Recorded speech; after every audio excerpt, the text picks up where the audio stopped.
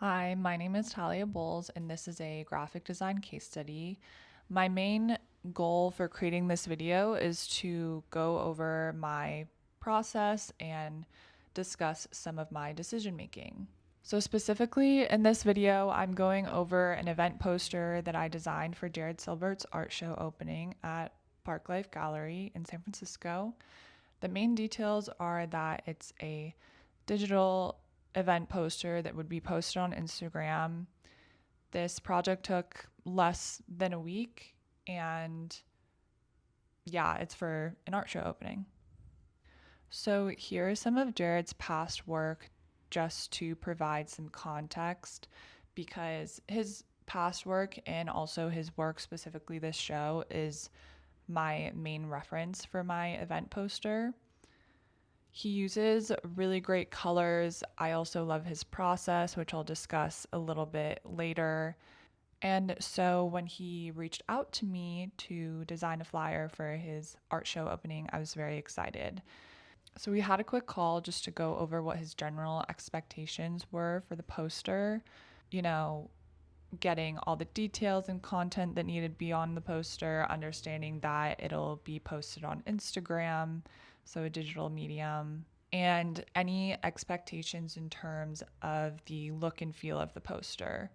One of my main questions was whether or not he expected photos or scans of his work from this show to be on the poster, because that is what I typically think of when I think of a poster for an art show opening. It has an actual photo or scan of the work on the poster, but he said he was open to that not being the case, which meant it just really opened up my options for how I wanted to reference his work in my design, which was very exciting to me.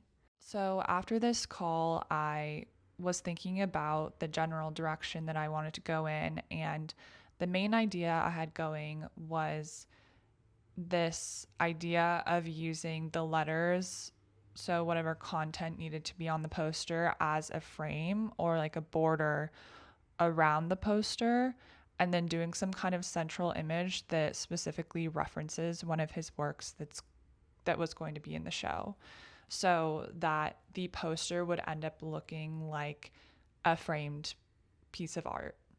So once I thought on this idea a little bit more, I did a quick sketch. It's not a great sketch, but I mainly just wanted to solidify in my head the general idea for this poster. After doing this quick sketch, I went into Photoshop just to test out the text frame idea before even getting into what the central imagery would look like. And also, sort of a supplementary idea to this text frame idea, I thought of adding other layers of text underneath the main text frame to create more depth and texture to the frame itself.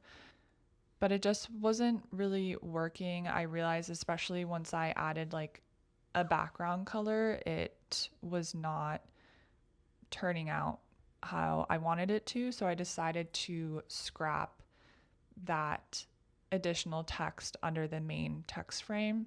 And I think simplifying it there made it look a lot better. It especially helped in terms of legibility. It is easy to get caught up in an exciting idea and forget that, especially for an event poster, the idea is that people can actually read the text on the event poster and know what the event is and when and where it's happening.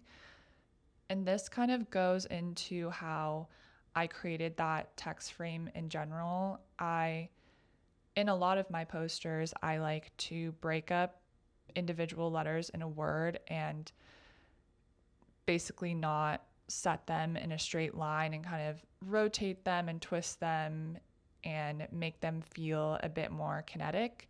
And that at times can make it more difficult to read. But with this text frame, I made it so you are basically still reading from the top left corner, to the right. So Poppy being on the top left corner and then working around from there. So the fact that you're working along the edges of the poster, I think, still makes it look legible, even though the letters are rotated and maybe the words are a little bit distorted because of that. And also, after putting the text frame together, I made some of the text bigger than some other text just to create a bit of hierarchy. And after that is when I went on to working on the central imagery for the poster. So for the central imagery, I revisited the images that Jared sent me of the work that will be specifically in this show.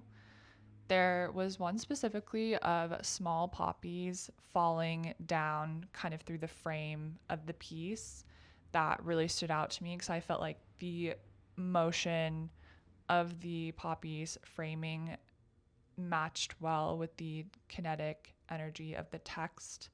And so to make these small poppies as the central imagery of the poster, I decided to kind of emulate part of his process. When we spoke on the phone, he told me about how he actually cuts out paper to create the forms.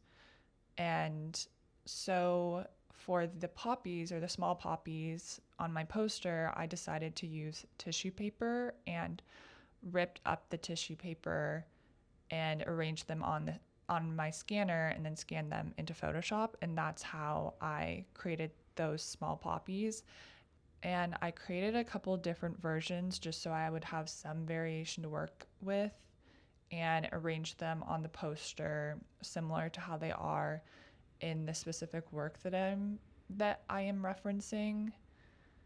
And I think it worked out really well. I also used a blue color tissue paper as the background color for the poster so that the texture between the background and the poppies felt similar.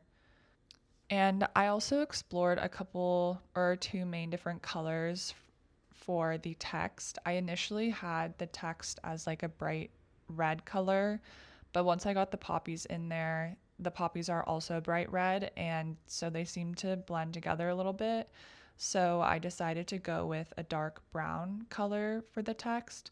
And I actually think that not only is more legible, but it fits better in this idea of that text being a frame for the main central imagery. It's like this text is a brown wooden frame.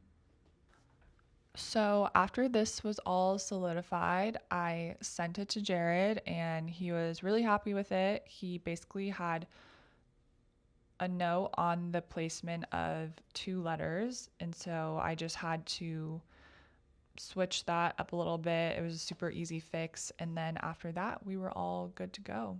And in general, I'm really happy with how this turned out. I think the fact that Jared was so open to what I was going to come up with made it really exciting and an enjoyable process.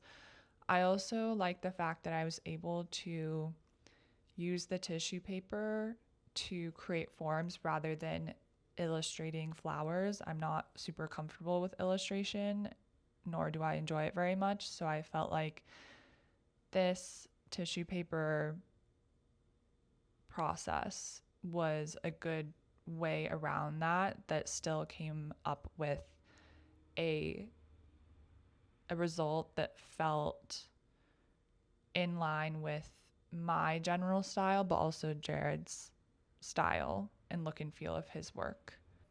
So I hope you found this to be insightful, and I'm very excited to go to Jared's art opening. If you don't go to the opening, you should still go see the work up at Park Life Gallery in San Francisco. And thank you so much for listening.